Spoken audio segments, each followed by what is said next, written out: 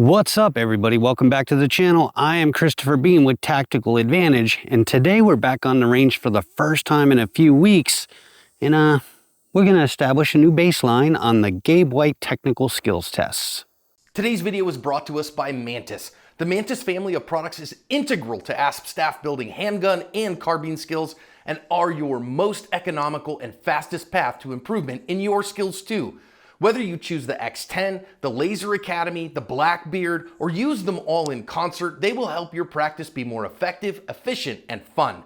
Go check them out, pick up a unit, and thank them for sponsoring today's video. So hey, welcome back, everybody. And as a trainer, I travel around a lot, and what normally happens when I'm on the road is I don't really get any time to practice for myself, sometimes not even dry fire. If I get 2 minutes, it's great. But we just came back from ASP National Conference, and that is a whirlwind of activity. So not much work got put in. We're pouring ourselves into our clients and our students. So this is my first day back home in my home range, first day trying to get some work in for myself. And what I thought I'd do is bring you guys along for the ride as I try and reestablish everything and kind of see where I'm at. In a couple weeks, Neil and I and a few other friends are actually going to take a Gabe White class in Kansas again, where we just had our national conference. And I kind of just want to work on some of his things, see where I'm at on a cold state. I'm not a big believer in cold performance. I think your performance is your performance, and we have a mental limiter there. But I just want to kind of see where I'm at, knock some rust off, get some baseline numbers, some things that I can attack in my practice sessions over the next week or two, just to get things kind of sorted out. So with that, let's kind of see where we're at. So Gabe White's technical skills tests, easy for me to say, are based on 4 drills, all shot static at 7 yards, using a regular IPSC target with a 4-inch circle for the head. And the first would be the bill drill, which is draw and fire 6 to the body alpha zone. Next is failure to stop, which is draw fire 2 to the body, then transition fire 1 to the 4-inch circle in the head. 3 would be immediate incapacitation, which is draw fire 2 to the head circle, and then the split bill drill, which is draw fire 4 to the body, then transition fire 2 to the head. And why I think these are great practice drills to kind of play with, there are established metrics and tiers, so you can kind of gauge your performance against a median kind of average on what highly skilled shooters are doing. For me, it doesn't really matter where I fall. Really what we're doing today is just data gathering, just to kind of see what it looks like and what I need to work on. And that's kind of the point I'm hoping to drive home for you guys is it doesn't matter if you've been off for a while, you're not feeling great with the gun. Take that data, gather something from it that you can work on directly in isolation, and then solve it. That's really the metric to get better at shooting versus going over and over and over again, trying to do the same thing without an idea of what needs to change to get the result you're after. So I have no preconceived idea of what performance will look like. Again, first shots of the day. So we're really just going to see kind of what happens and enjoy shooting for what it is. So with that, we will start with the bill drill. So that's going to be draw and fire 6 to the body. All right, let's get everything kind of sorted out here. Got my timer. Let me check my gun. All right, dot is on. We need a bullet in the chamber.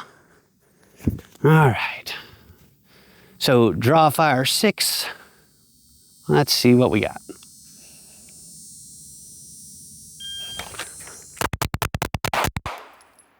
All right, rode the line on the right side on that one for a 226. But we got 2 Charlies, so I believe this was shot 1 and 2-ish in here. So just walked it in. 2-2, so that would actually be a 251 once you correct. And I won't go into like the scoring methodology, it's just too much for the video, but basically you get a 0.25 concealment bonus, and every Charlie you get 0.25 added to your time. All right, so that was a 123 draw. Let's take a look. 123, 21, 20, 20, 22, 20. So that's a little bit off my normal pace. So we know the draw is lagging just a hair. We have a little bit of control over to the right that we could kind of sort out. So next we're going to do failure to stop, which is 2 body, 1 to the head.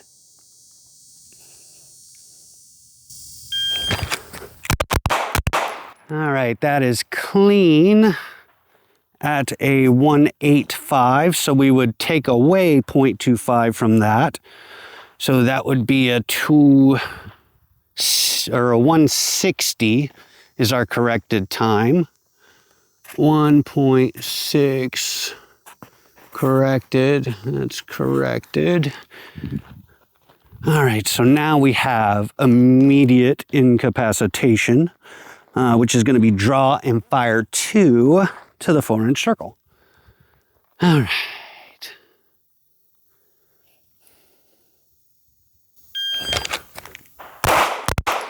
That is clean at a 195. So we're going to take away 0.25. So that would be a 1.7 corrected. 1.7 corrected. And now we have the split bill drill, which is draw, fire 4 to the body, and in transition and fire 2 to the 4-inch circle. All right.